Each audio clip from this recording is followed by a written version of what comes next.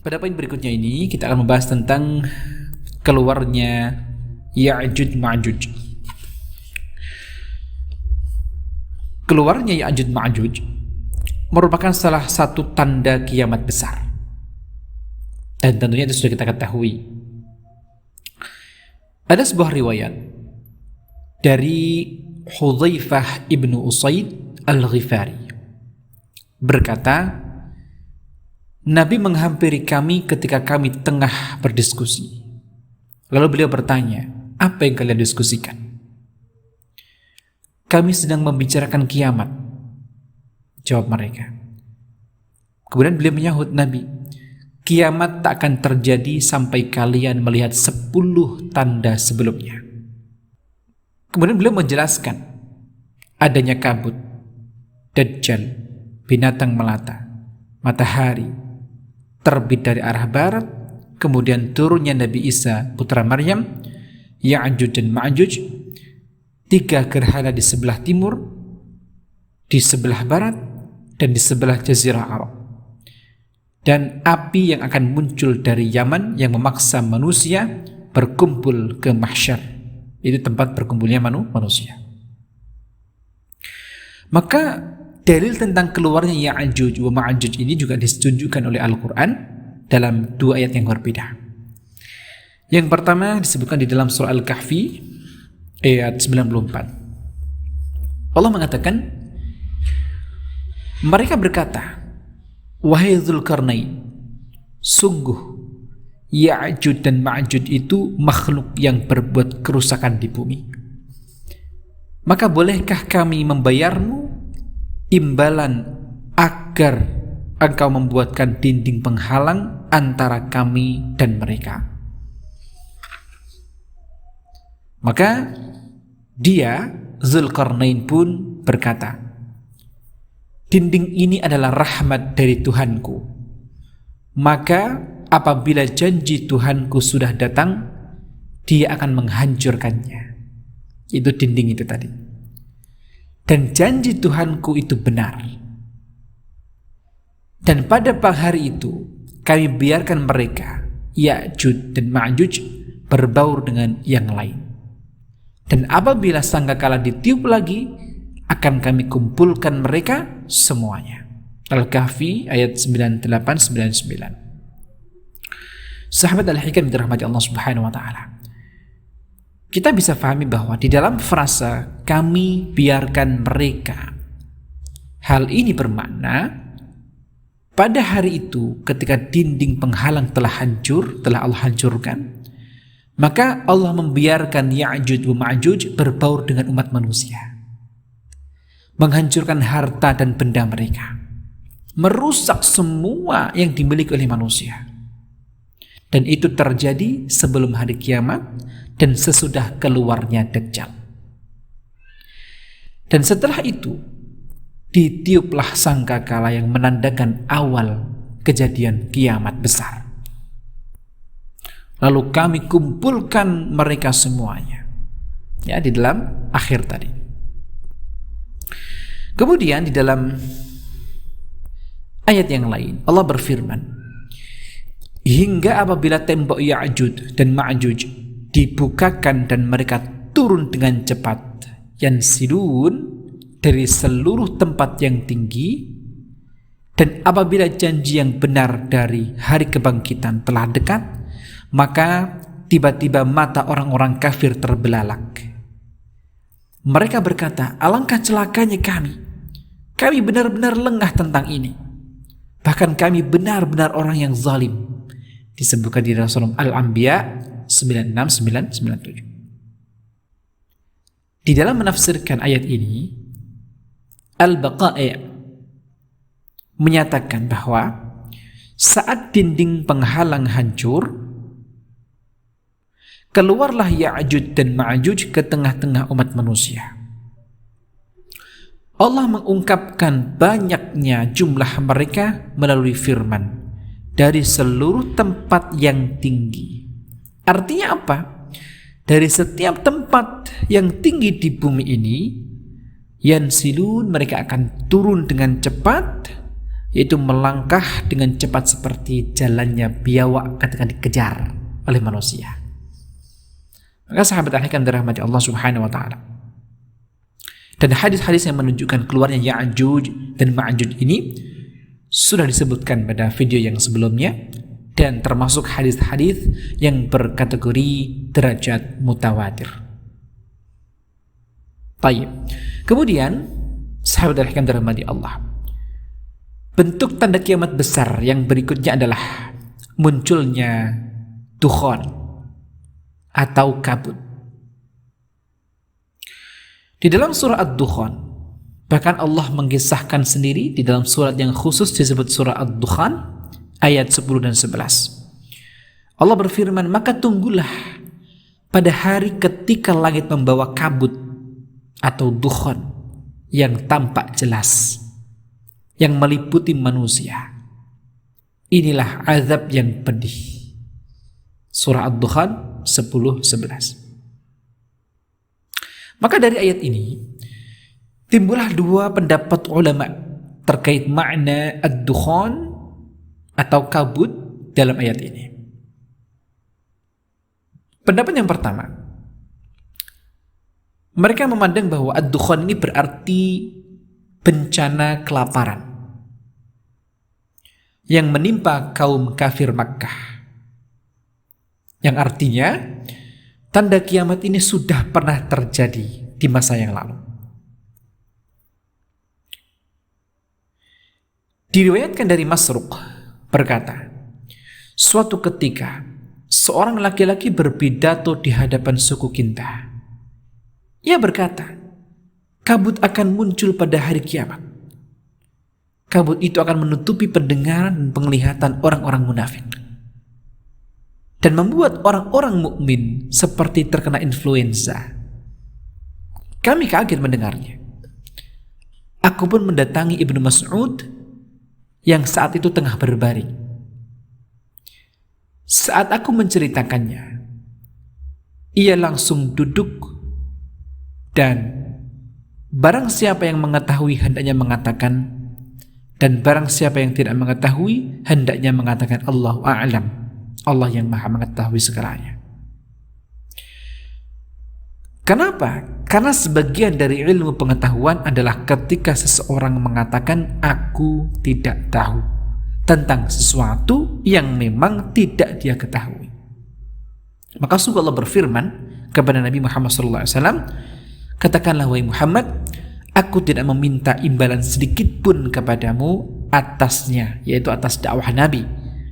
Dan aku bukanlah termasuk orang yang mengada-ngada. Surah Shad ayat 86. Nah, sahabat akhir dirahmati Allah, dahulu kala orang-orang Quraisy menolak masuk Islam.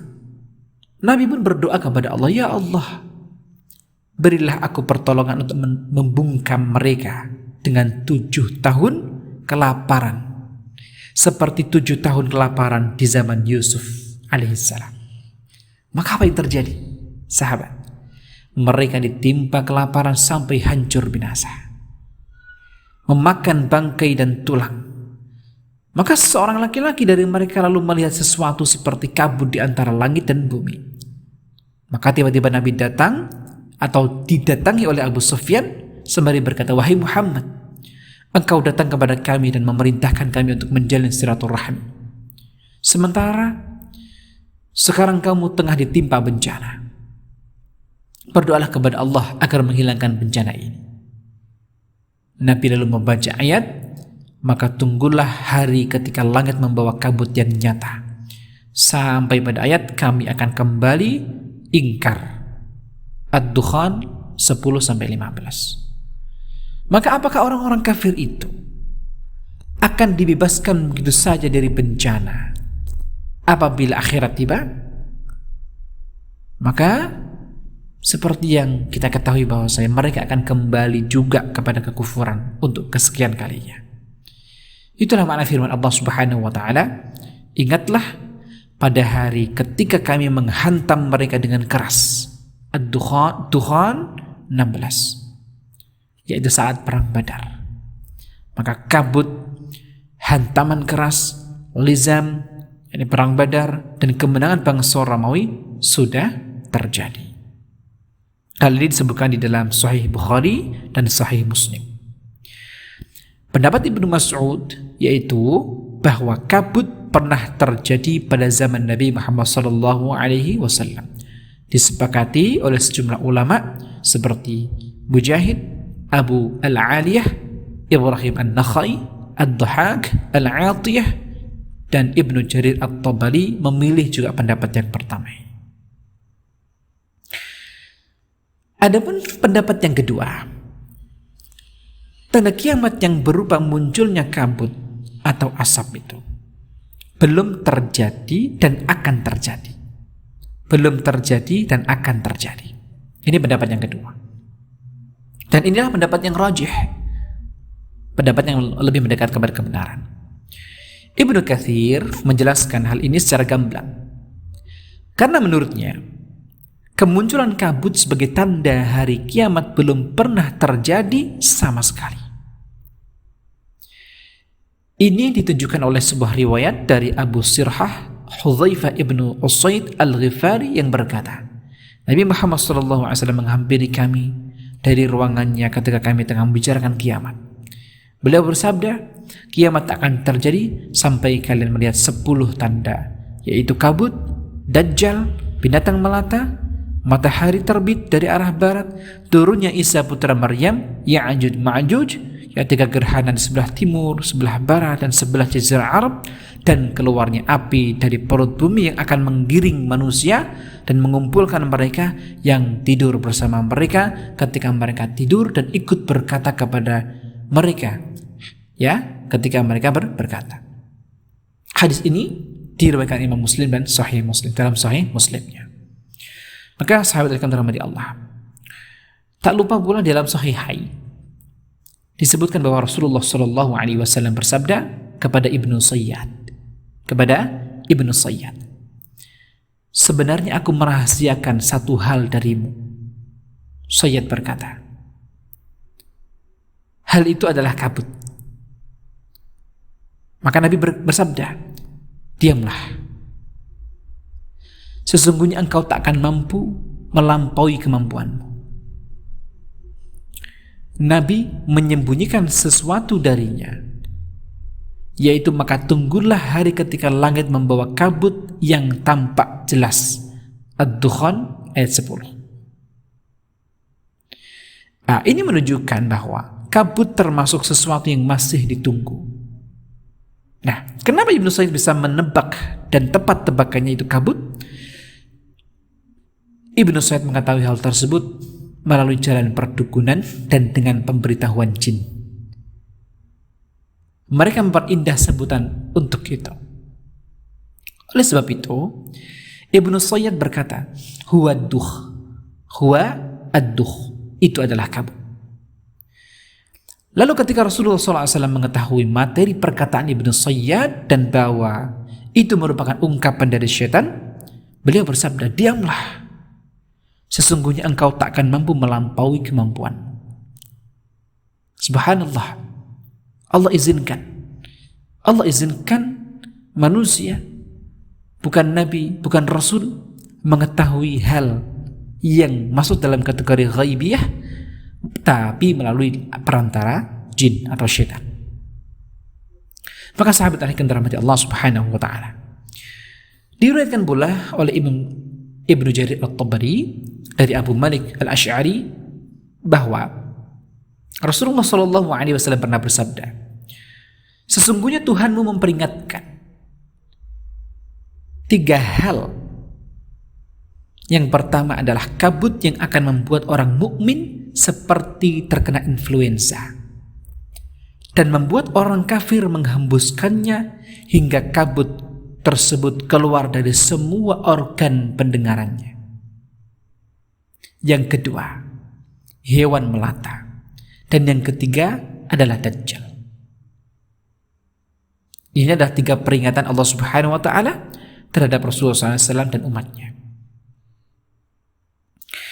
Hadis ini juga diriwayatkan At-Tabrani dari Hashim ibnu Yazid dari Muhammad ibnu Ismail ibnu Iyash.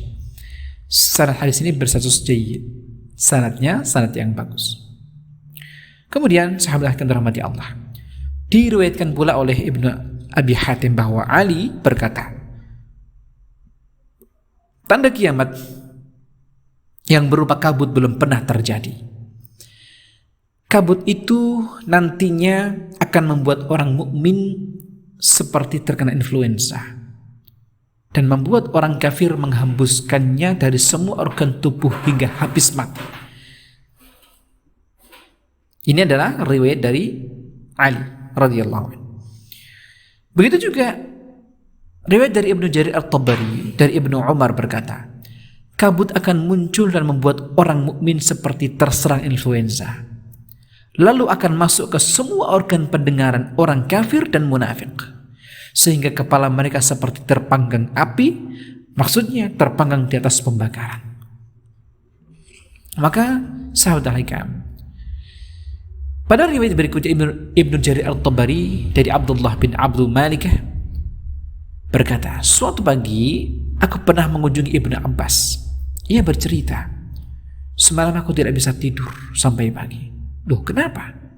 Tanyaku. Ia menjawab, orang-orang mengatakan bahwa malam itu komet muncul. Aku khawatir jika kabut yang dimaksudkan telah datang, dan itu membuatku tidak bisa tidur sampai pagi. Demikianlah riwayat Ibnu Abi Hatim dari Ibnu Abbas. Sanadnya pun sahih sampai kepada Ibnu Abbas radhiyallahu anhu. Maka begitu juga dengan pernyataan sejumlah sahabat dan tabi'in yang disertai beberapa hadis yang marfu' yang berstatus hasan dan sahih. Maka semua pernyataan yang kita sebutkan tadi cukup meyakinkan dan menunjukkan kepada kita semuanya bahwa kabut merupakan salah satu tanda hari kiamat yang belum pernah terjadi dan akan terjadi dan ditunggu kemunculannya. Hal ini pernah dijelaskan Al-Quran. Maka tunggulah hari ketika langit membawa kabut yang nyata. Nyata di sini adalah bermakna bisa dilihat oleh semua mata manusia tanpa kecuali. Tetapi menurut pendapat Ibnu Mas'ud, yang disebut kabut ini adalah sesuatu yang ilusi karena mereka kelaparan dan lelah sehingga timbul ilusi seperti melihat kabut. Menurut Ibnu Mas'ud, Ibnu Mas'ud. Maka sahabat hikam dirahmati Allah Subhanahu wa taala, Allah berfirman, yang meliputi manusia berarti menyelimuti mereka. Seandainya kabut itu hanya sebatas ilusi, orang-orang musyrik penduduk Makkah tentu saja tidak akan dikatakan yang meliputi manusia. Disebutkan dalam tafsir Ibnu Katsir, ya, tafsir Al-Qur'an Al-Azim.